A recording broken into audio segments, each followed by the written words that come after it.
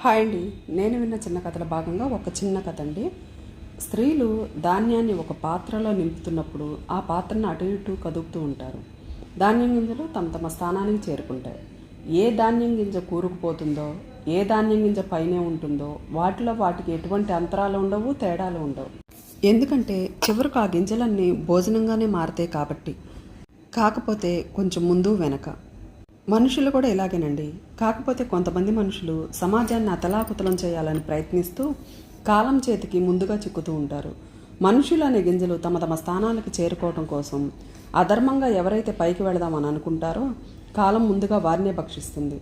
ధర్మంగా ఎవరైతే నిలబడతారో ధర్మం అలాంటి వారిని రక్షిస్తుంది. కాబట్టి వీరి భక్షం తర్వాత జరుగుతుంది. కాలగర్భంలో ఏదో ఒకరోజు అందరం కరిగిపోవాల్సిందేనండి. కాకపోతే ముఖ్యమైన విషయం ఏంటంటే అది ఎప్పుడు, ఏ విధంగా అనేది మాత్రమే ముఖ్యం. అధర్మం ఎంతమందిని తోడు తెచ్చుకున్నా చివరికి ధర్మం